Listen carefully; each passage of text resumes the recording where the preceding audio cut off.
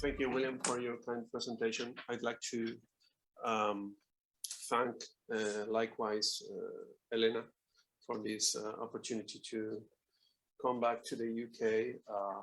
I was in Leicester in March 2020 when the pandemic broke out. I was doing a research stay there with my good colleague, José Cristóbal Carvajal. But unfortunately, I had to interrupt abruptly the stay and go back to Spain. So this is my first opportunity to come back to the UK. So it's a great pleasure to be here today in this amazing conference. Okay, well, I don't have a paper to read, so I'm relying on my very limited spoken English. So let's see what happens. Well, my talk today involves two main issues. First, I'll be talking a little bit about the great leap forward of the Christian expansion of the 13th century. And then I'll focus on the reception of this medieval past in modern Spain. Well, this first picture is a picture of my city, Seville. This is the city where I was born. The city where I earned my PhD, where I have been living over the last 40 years of my life. So this is the monument of King Ferdinand III, right in front, which is placed right in front of the city hall of Seville. So it's a very iconic place of the city and a very iconic monument. And I'd like to draw your attention because I'll be dealing with it later on. Okay, my starting point is the Almohad period. The Almohads came to Iberia around 1146, 47, and they reached the peak of their power around 1195 with the great victory of Alarcos, which was obviously a crushing defeat of the Christians at that moment. But only 17 years later, here, the Almohads suffered a crushing defeat in front of the Christian coalition here in 1212 in Las Navas de Tolosa. It's the battle of Las Navas de Tolosa, Al-Aqab in Arabic, and that victory opened the Guadalquivir Valley to King Ferdinand III. So the 13th century is really a tipping point in the history of medieval Iberia. Is the moment when the Christians not only redressed the imbalance, but they tipped the balance of power in Iberia in front of the Muslims.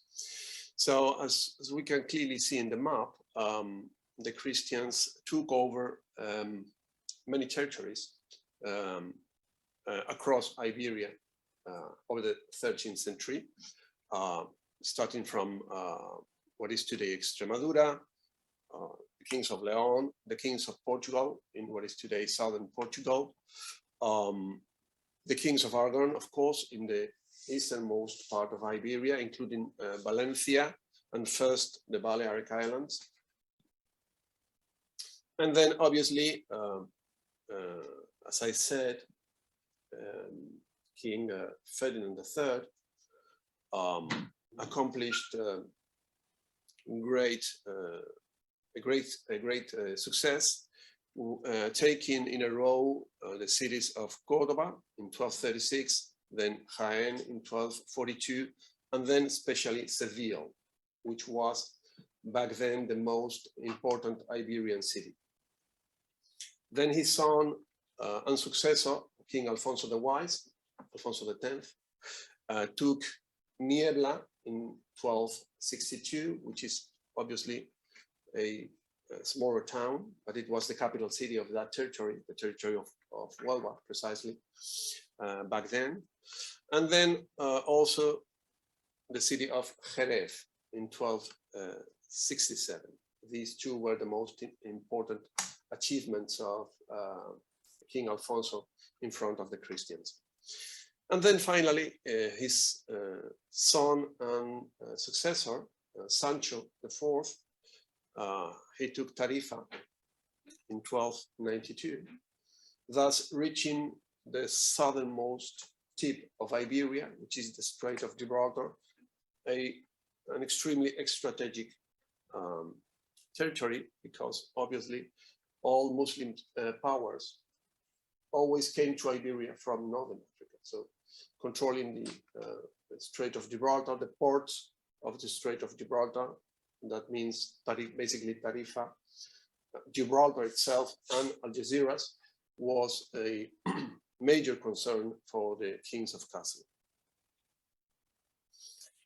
And yes, of course, Alfonso likewise took Murcia in 1262 with the help of King James I of Aragon, in the context of the so-called Mudéjar revolt, which is actually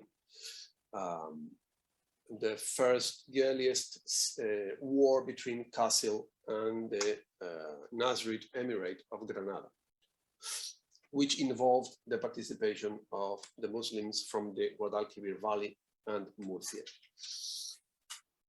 All right, so obviously between, let's say here 1217, when the Portuguese took Alcázar do Sal, Qasr ibn Abidanis, and 1292, which is the taking of Tarifa, in this 75 years time lapse, the Christians achieved a huge success in front of the Muslims.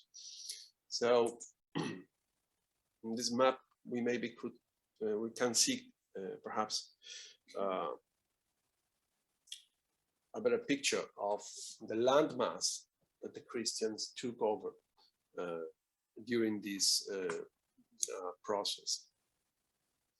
So it's clearly the great, as I said, the great leap forward of the Christians in their medieval expansion.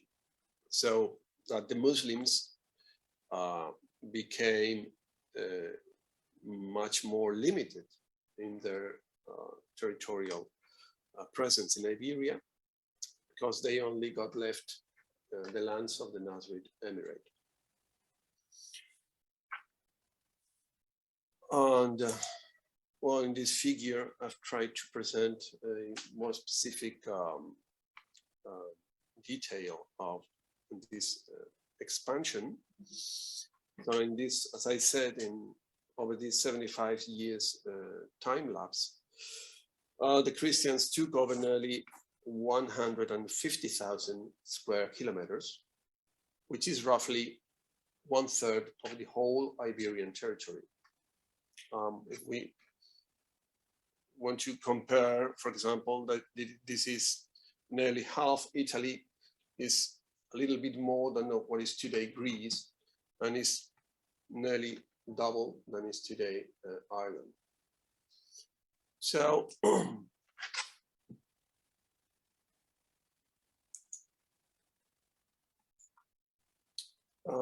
I'm focusing now on how this expansion process has been received in modern Spain and in modern scholarship. And here, of course, we need to deal with the notion of Reconquista, which I'm using in Spanish because I think it's a well-known Spanish concept, which is usually used in Spanish in other foreign languages too. So ever since the 19th century, the Reconquista very much became the hallmark of Spanish scholarship about the medieval period. And it became likewise a form of public memory in Spain.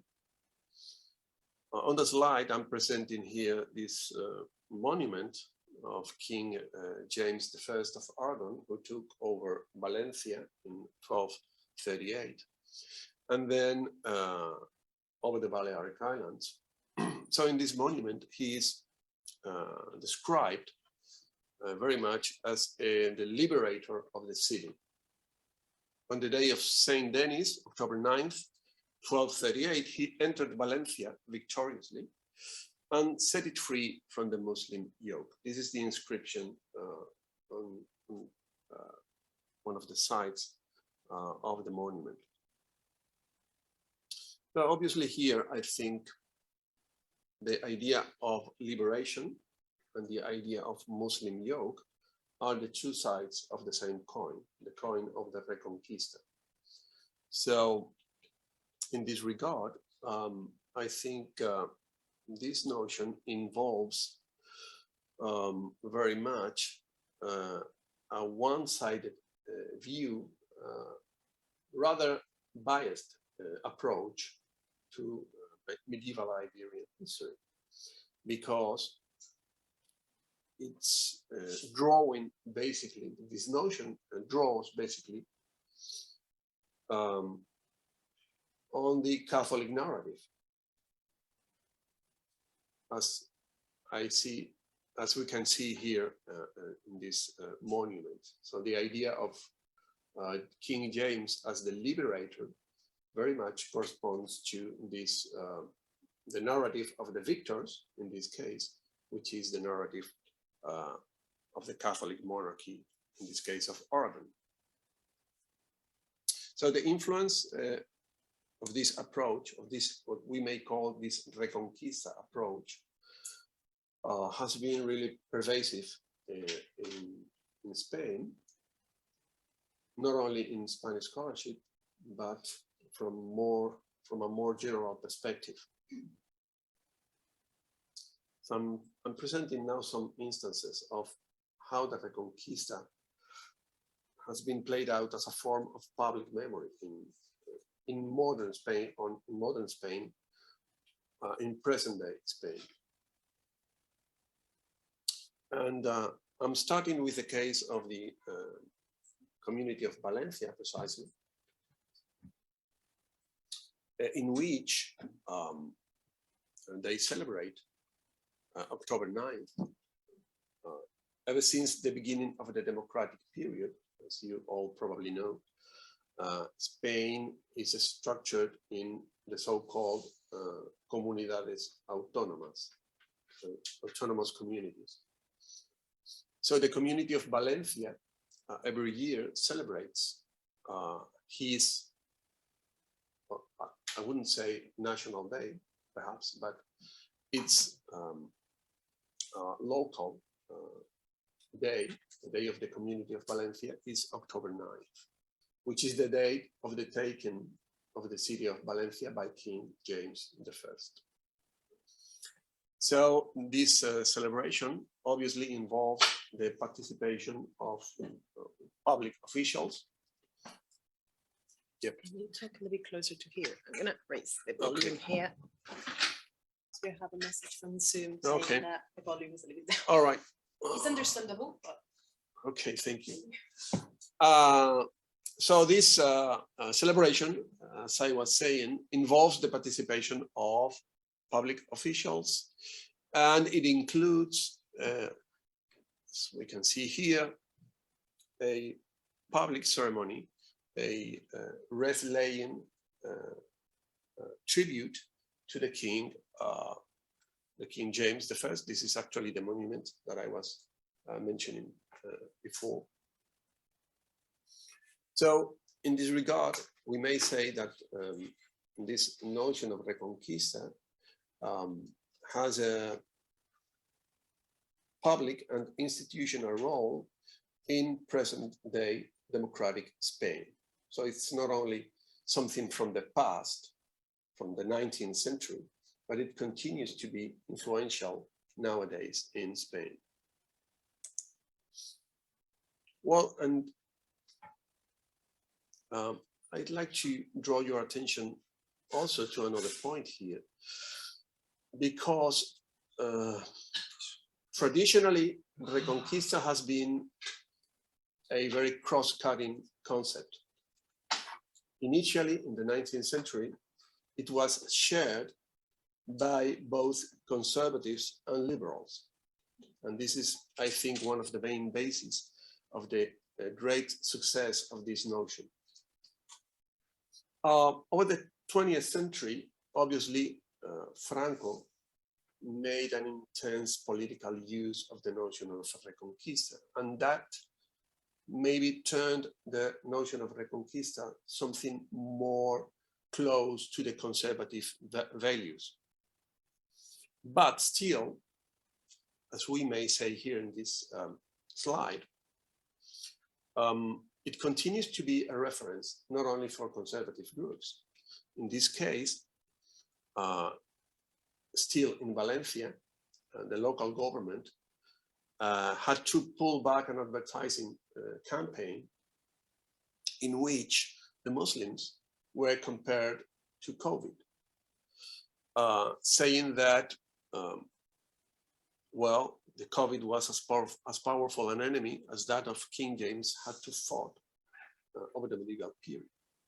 So obviously there was some kind of public outcry against this institutional campaign, and the local government of Valencia had to pull back the campaign. So the thing is that currently Valencia is ruled by the left, not by the right. Okay, so it's not something exclusively from the right. It continues to be, to a certain extent, a shared concept between different groups. Okay, now I'm turning to the Balearic Islands, which were likewise taken by King James I ever since 1229, with the taking of the city of Palma, Madinat Majorca. And in the island of Majorca, we likewise find a public ceremony, in this case, in a more local level. This is not something general from the whole community, the whole autonomous community of the Balearic Islands. But we find something very similar as in Valencia, the celebration called Festa del Estendard, which is the celebration or the feast or the Day of the Banner, which commemorates precisely the taking of the city of Palma by King James I in December 1229. So that celebration likewise includes a wreath-laying tribute in the monument of King James I in the city of Majorca.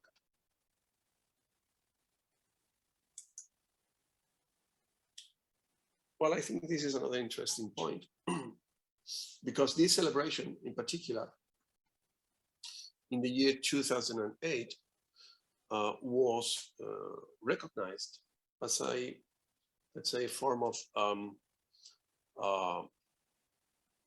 as part of the local heritage. So it was turned into what we call in Spain, bien de interés cultural. This is a good of cultural interest. So it means that it has a special legal protection. And bien de interés cultural involves not only material goods, but likewise, let's say, intangible goods, as in this case, the celebration of the banner in the city of Majorca.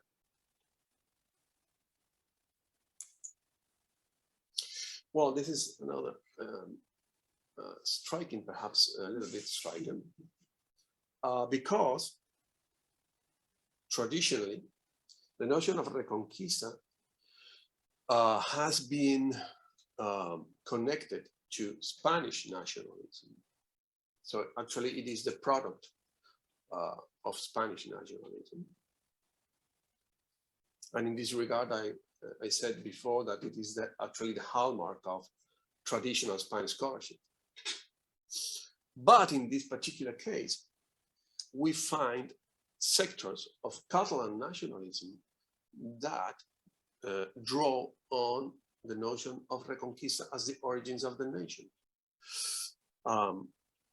Like in the case of this group called Som Catalans, we are Catalans,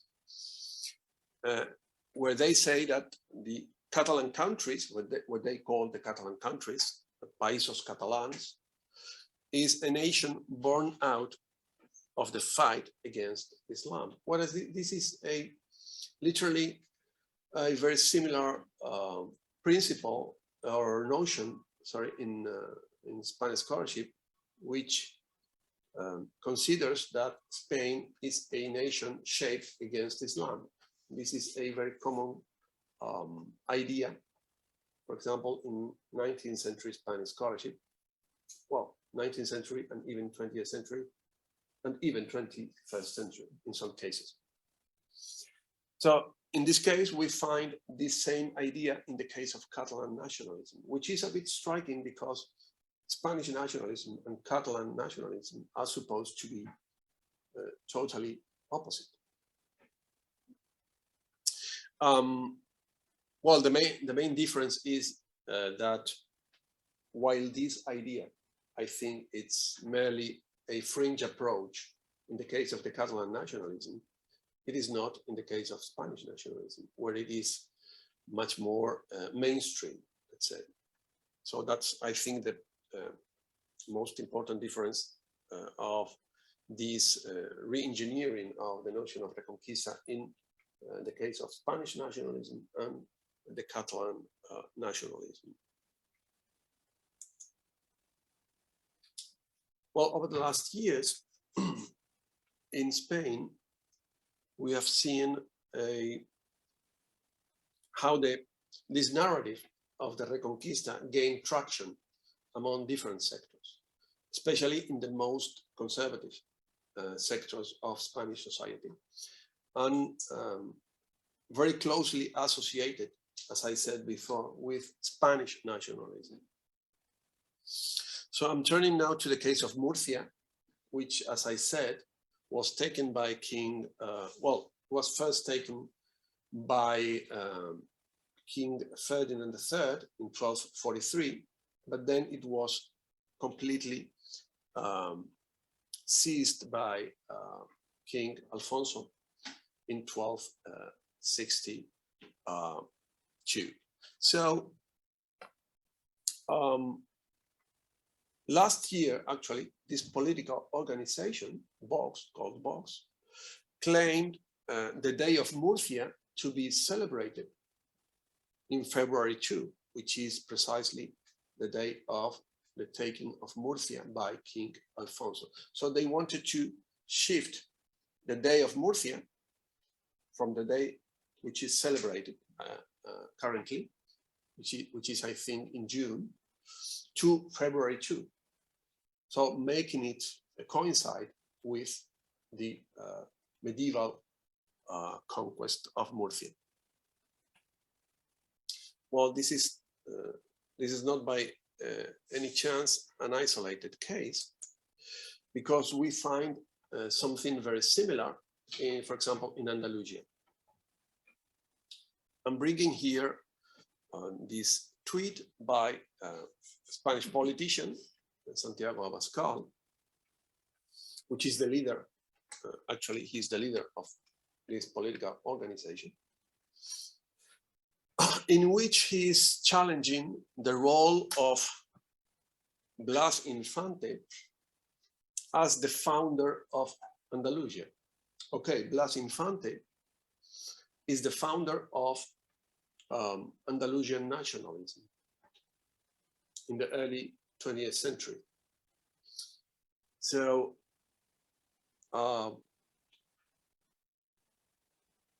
most interesting peculiarity of Andalusian nationalism is the fact that it draws on the Islamic period as the origin of the nation, while on the contrary, Spanish nationalism draws on Reconquista very much, relies on Reconquista as the origin of the nation.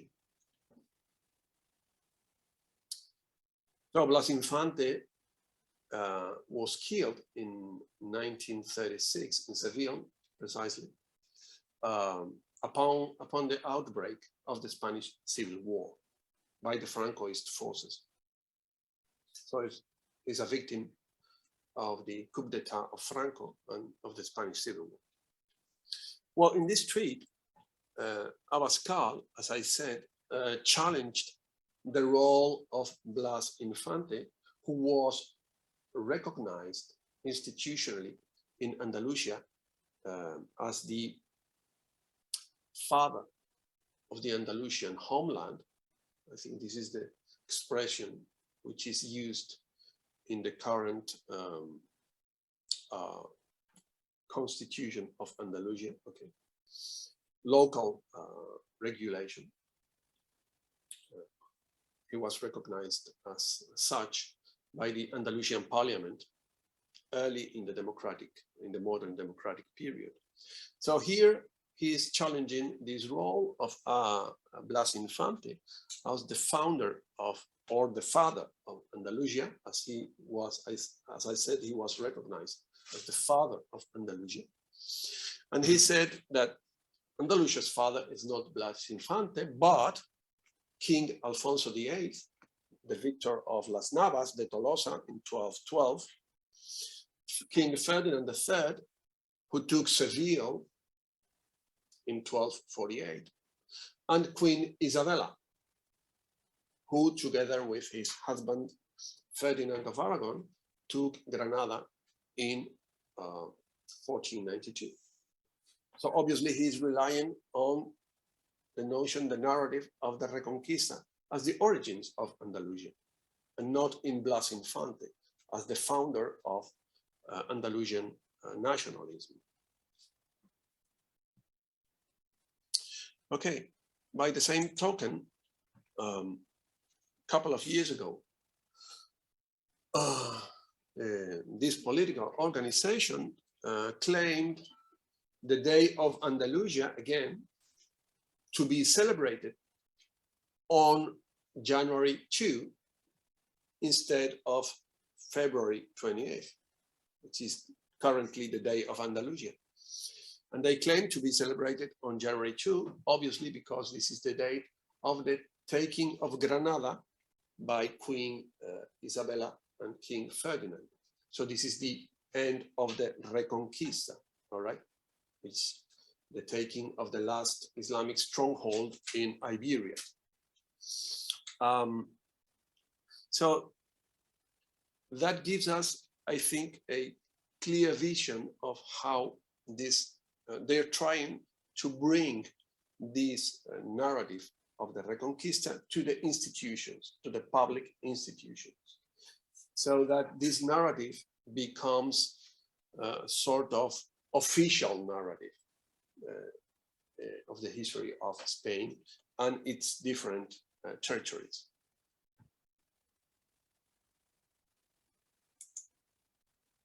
Well, I'm focusing now in Seville, which is very special, obviously, for me, for obvious reasons that I mentioned before.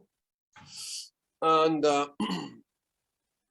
Seville is a special case, as I said, because back then, I mean, in 1248, when it was taken by King Ferdinand, it was by far the most important Iberian city. It was actually the capital city of the Almohads ever since they came to Iberia. So on the slide, we may see Seville's cathedral over here. And I'd like to draw your attention here to this, what is actually the minaret of the old mosque, the old Almohad mosque. And here, this was likewise the courtyard, patio of the old Almohad mosque. The Almohads carried out a very significant urban reform in Seville in order to turn it their capital city in Al-Andalus. And this mosque obviously was a major feature of their urban reform. So I'm bringing this text from a 13th century Arabic author, which is Al-Shakundi, who said in his epistle in praise of Al-Andalus that he wrote early in the 13th century, he said, I put Ishbilia, or rather God put it, as the mother of all its cities, the center of its glory and its greatness, because it is its major town or city, maybe population is not very right here, and its largest city. So obviously for the people, for the Muslims of the 13th century, Seville, Ishbilia was the main center of the Muslim power in Iberia. And that, I think, explains very much what a great success King Ferdinand achieved in taking Seville. And this likewise explains why it took him more than 1.5 years to take the city.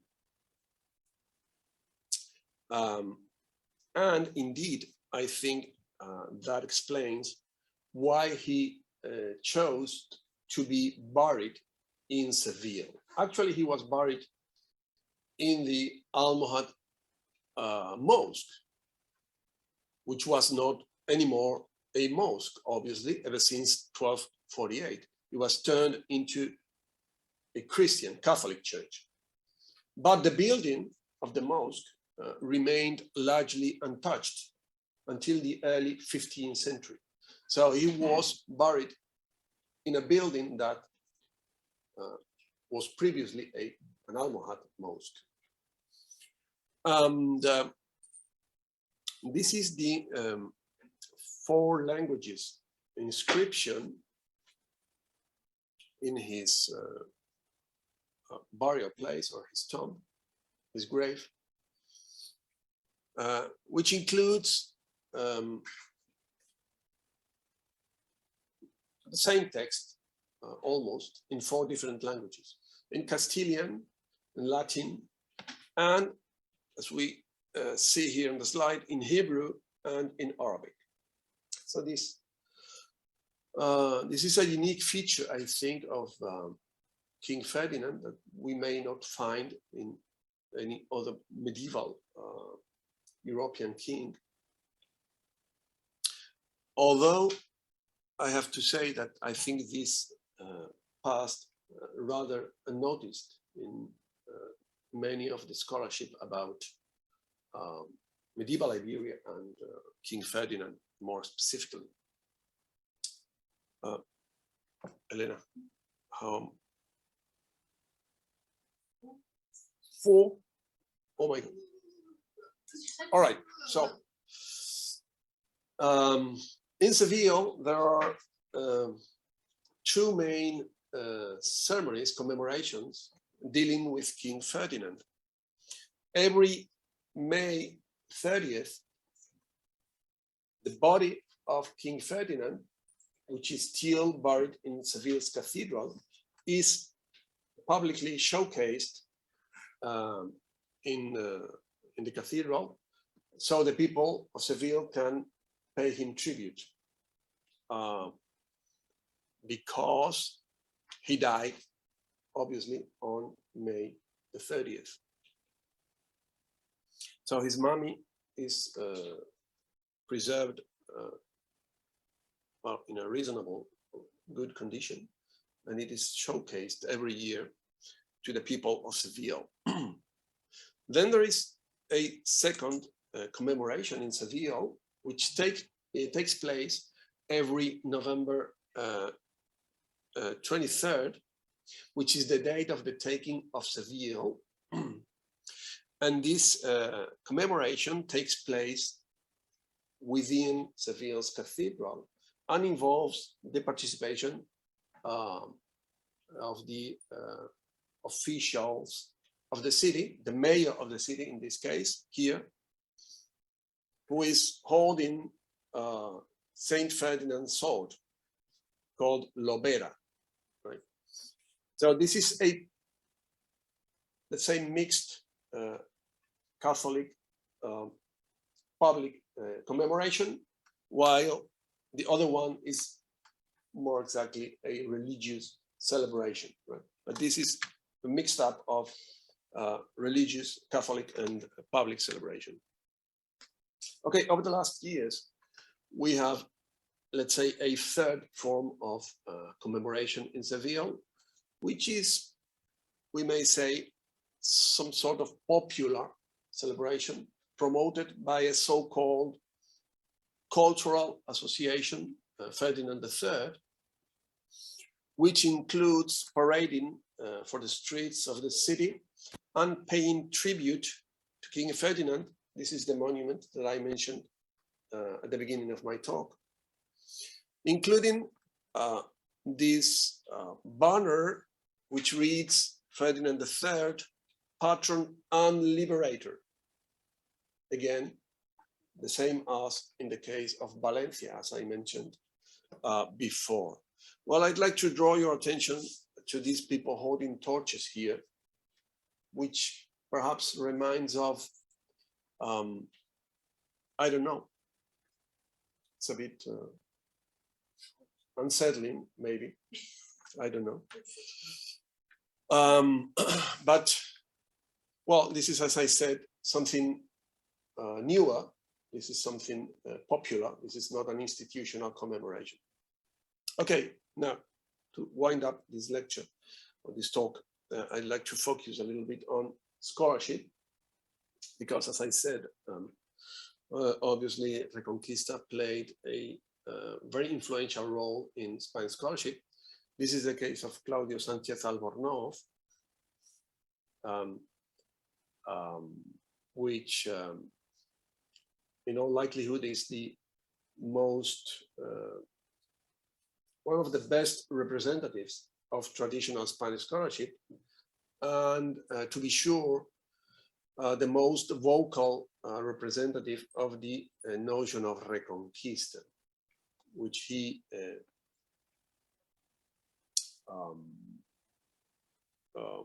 across his long academic path, he always supported as something really valuable and relevant for Spanish history. Okay, but Reconquista has been the hallmark of Spanish scholarship. Nowadays, it would be probably, well, it is not mainstream in present day Spanish scholarship, but it would be rather mistaken perhaps to brand it as a fringe approach. So it's still influential in many sectors of Spanish scholarship. So I'm bringing here one example from Professor Manuel González Jiménez, who was my doctoral advisor actually at the University of Seville. In this book, released in 1994, in which he advanced the idea that Andalusia is basically the product of modern Andalusia, is the product of 13th century Christian conquests or Catholic conquests. So that this process allowed the territory of Andalusia to get into the realm of the European culture. That's the expression that he uses. So Manuel González Jiménez obviously is a historian from another generation, later generation that than Sánchez Albornoz, right? Then I have a third example here. In this case, this is an op-ed by another professor of the University of Seville, Manuel García Fernández, not Fernández García, they put it wrongly. So this is an op-ed published in a local newspaper, online newspaper, a year ago,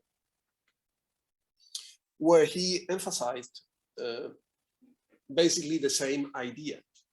When he claimed that Ferdinand III was the king who brought the cities of Córdoba, Jaén, and Seville back to the Christian, Western, and European civilization.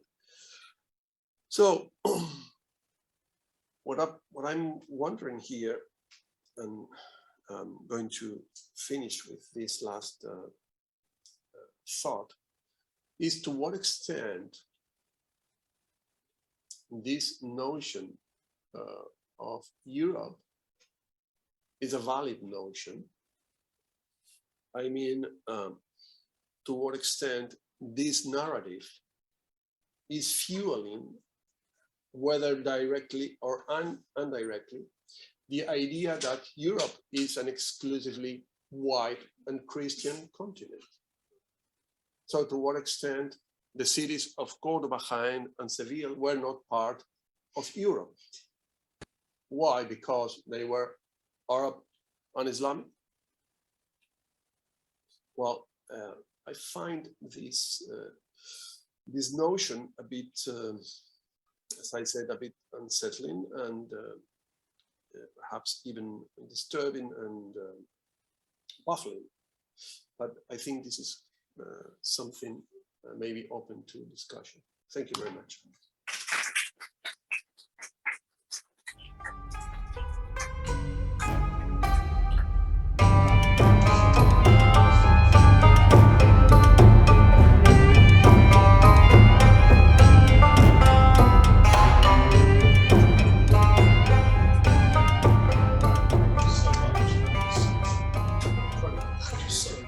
Fascinating, you know, the history, the historiography, the popular memory of these things. There's so much for us to discuss now, and we have plenty of time to do so. So I open the floor to questions or the internet to questions.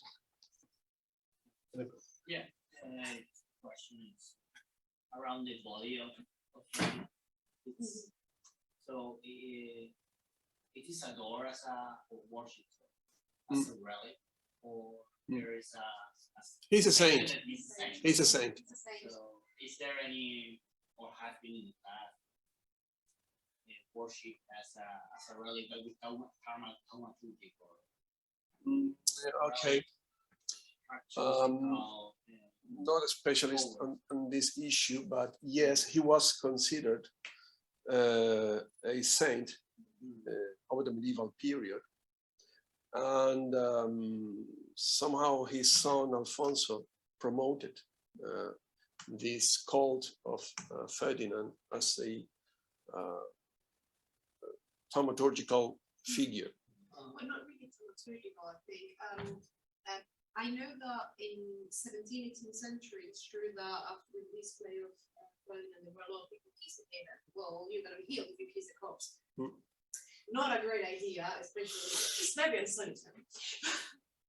But really, I don't think that really I think considering him a saint, was enough to claim. He was declared a saint in the 17th century, sorry, by 1671, I think. So it was after 17th century when this. He was officially declared a saint, but before he was considered a. Yeah, but in the sense of the Reconquista and gets canonized itself. Yeah. Once you've got Habsburgs.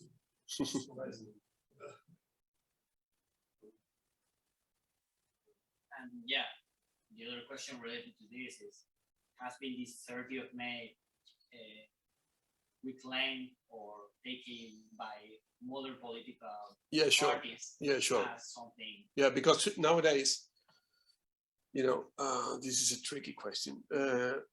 In Seville, we have the feria, you know. You know, feria is a popular celebration where people dance and drink, basically. So traditionally, May the 30th was a holiday in Seville.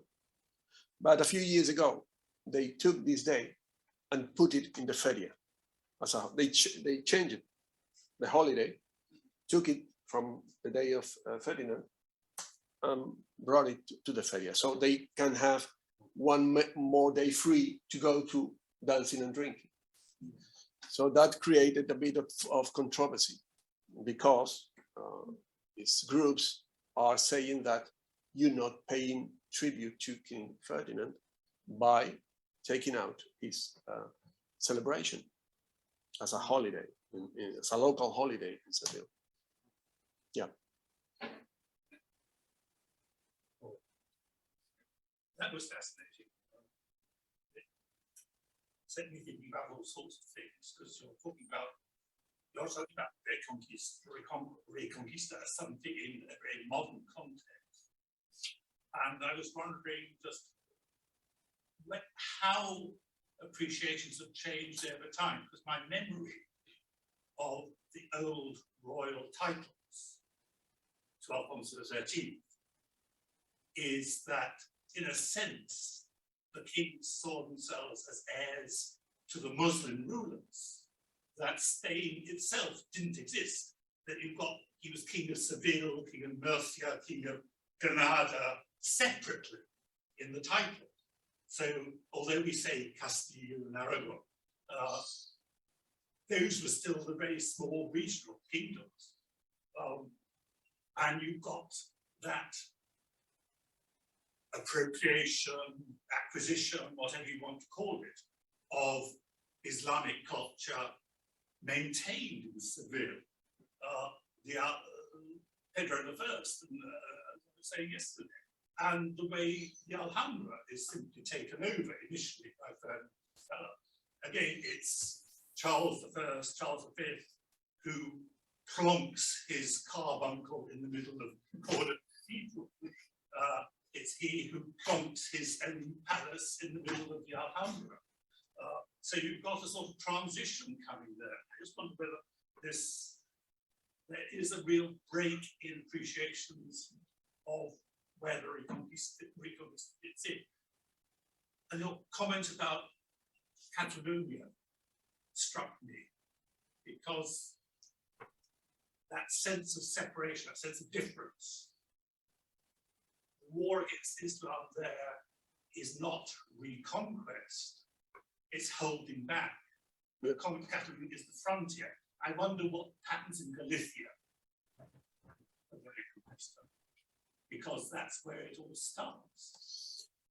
Well, starting from with the last question, I think the difference is that in Galicia there were no Muslims at all.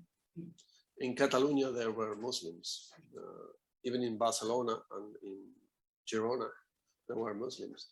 So that makes a great difference, I think, in Iberia, between the lands where they had Muslims and the lands where they weren't Muslims at all, which is the case of the Basque country, not the case of Navarre, but the case of the Basque country. But some of the Catalan counties.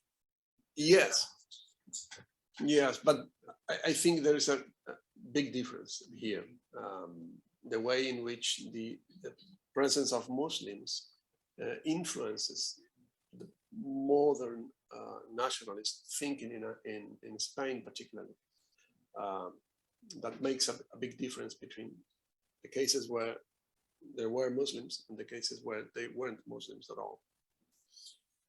And then, yeah, I mean, I think I agree with the idea that the 13th century conquests were a tipping point in the history of Iberia. I think there's no doubt about it. But the thing is how we think of this process. It is indeed a far-reaching consequences process, but that is one thing. So to say that this is a tipping point is one thing. And another thing is saying these conquests brought this territory to the European civilization. I think these are two different things, because it doesn't have the same implications. It doesn't have the same implications. So I think there is a clear historical break when the Christians took over, because they completely changed many things. Not everything, of course, but many things. But when you put this historical process in a highly ideological context, you reach conclusions that are perhaps difficult to deal with, I think, because basically of ideological reasons. So it was a tipping point, absolutely, yes, I agree. But how we describe this this historical moment, how we consider the consequences of this historical moment, that's a different issue. And here I think the traditional notion of Reconquista has provoked many misrepresentations of the past, to my mind. And yes, I agree. For example, in the case of, for example, the Mosque of Cordoba, it is clear that King Ferdinand, when he took the city, he wanted to preserve the mosque. It is the best preserved mosque in Spain, by far. And it was the most important mosque in Iberia, because it was the Umayyad mosque. So why did Fernando decide to preserve the Mosque of Cordoba? Obviously, because it was an Umayyad icon. It was the most important icon of the Umayyad power in Iberia. And the Umayyads were the most powerful rulers in Iberia over the medieval period, by far.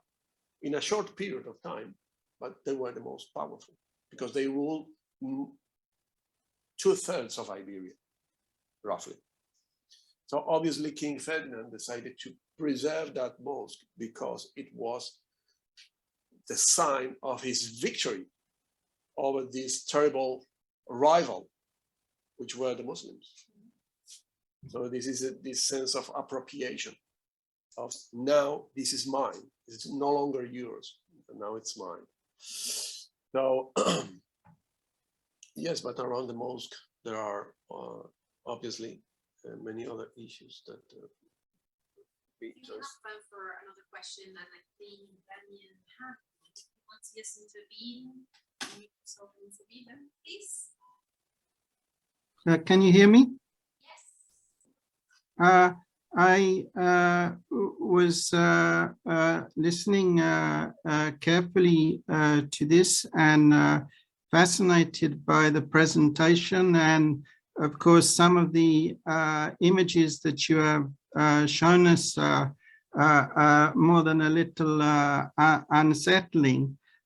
But what I wish to ask really was that because people are using these notions for their political ends, does that mean that we should not use them as historians if we really feel that they do help us in understanding what was going on in the mind of Ferdinand III or James I or the clerics or the nobles, if they themselves had some sense of undertaking a restoration, a restitution, if not perhaps using the word reconquest, in wishing to understand what was going on inside their heads. Is there still not a validity to the use? And Dr. Purkis will know certainly better than I know I have great difficulty disentangling notions of crusade and and chivalry and reconquest here, but it seems still useful to have them. Thank you. Okay, thanks. That's a very nice question. There is debate currently in Spain about this issue. Basically, I think there are three groups among scholars. The ones who remain unflinchingly clung to the traditional notion of Reconquista, so Reconquista as a 8th century's liberation struggle.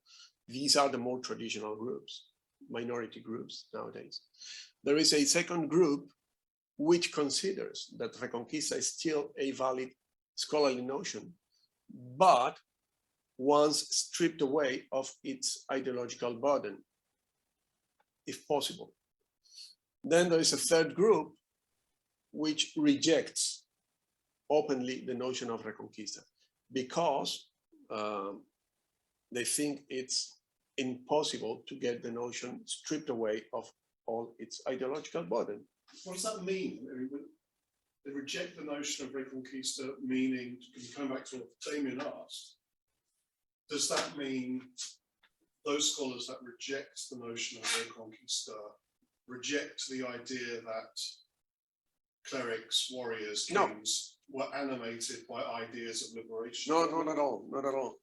Within the, let's say, the middle group, so those who admit the notion but reject the ideological burden, they think Reconquista is a valid notion because it reflects the values in the medieval period. I think so. They think the Reconquista should be used as equivalent of an ideology of territorial recovery in the medieval period, and that's it. Yeah. Not as a name for medieval Iberia as a whole. Okay, I'm for example trying to remember the book by Derek Lomax, The Reconquest, which is a book on medieval Iberia. And the notion of Reconquista here involves the whole medieval period in Iberia. So for those historians, Reconquista is just an ideology of territorial recovery that operates at different levels.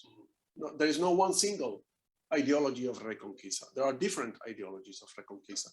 There is the pontifical ideology of Reconquista. There is the Castilian idea of Reconquista, which is much more neo-Gothic ideology.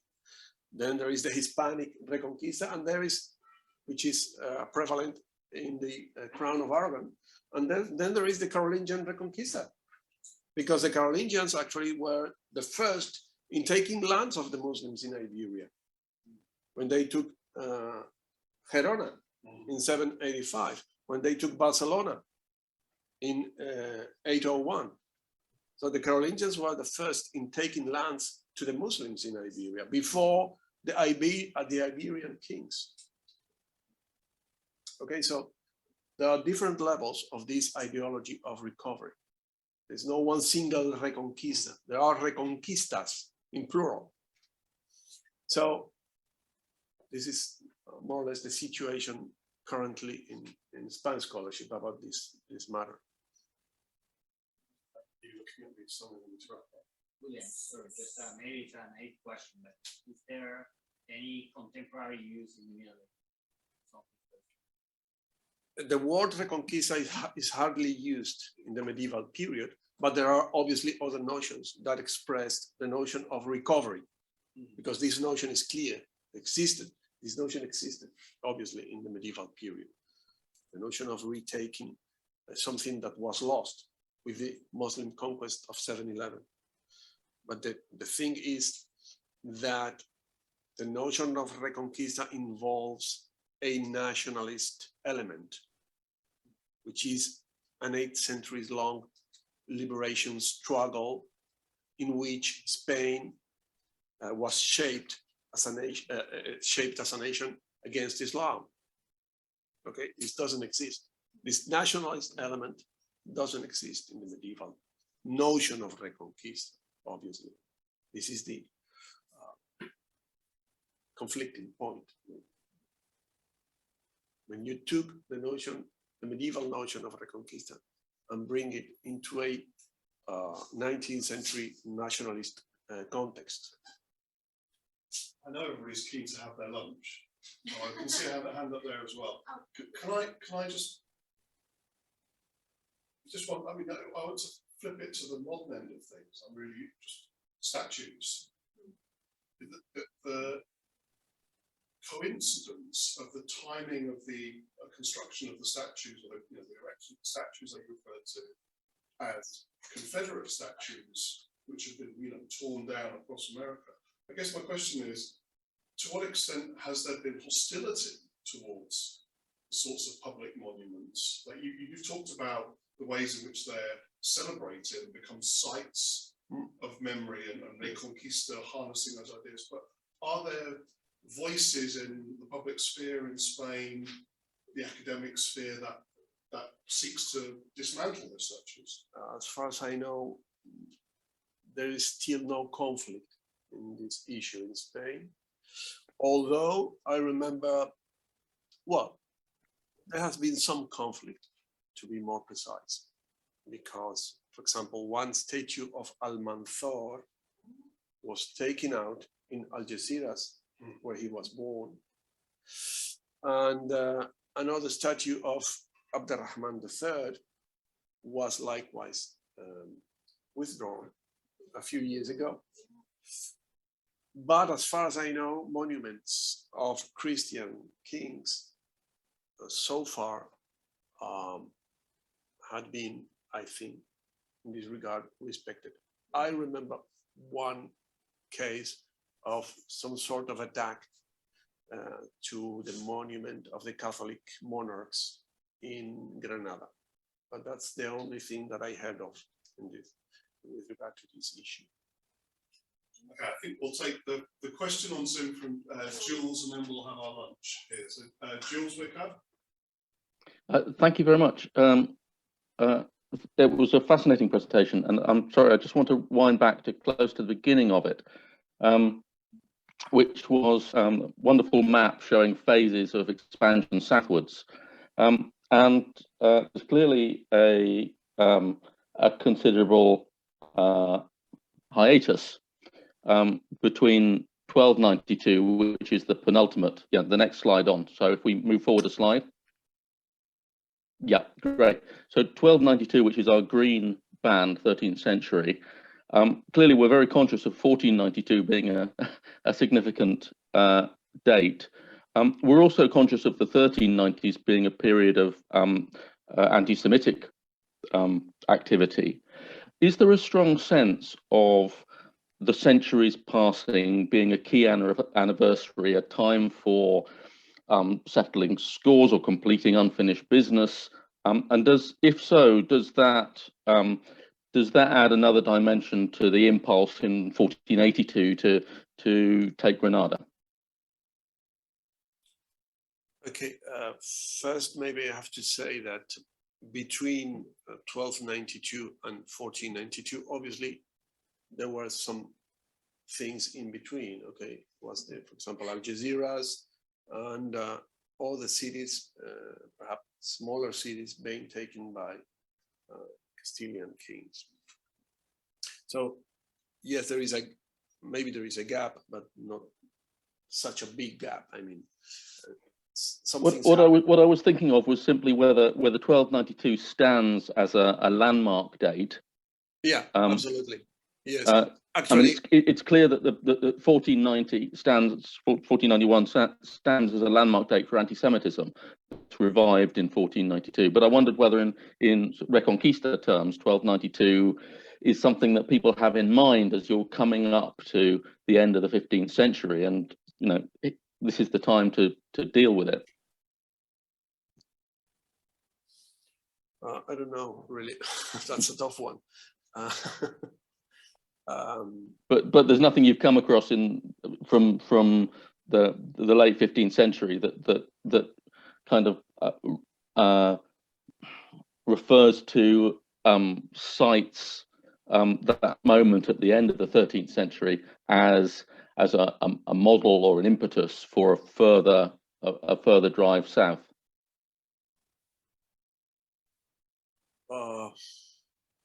I'm sorry, but cannot say very much about it. Okay, Really. that's fine. I'm sorry. That's fine. Just no, that's something. Thank you very much for taking the time to think about that. I realise it was a bit off the track of the main discussion. Thank you for the question, and thanks to everybody online. I think we'll bring the session to a close, and those of us in Edgbaston are going to go have some lunch, and those of you online, you can have your lunch, or maybe in your case, Damien, your breakfast. And we'll look forward to seeing you in an hour or so, just 50 minutes or so, for our final roundtable discussion. But before we part company for this session, you'll join me again in thanking Alejandro for such a wonderful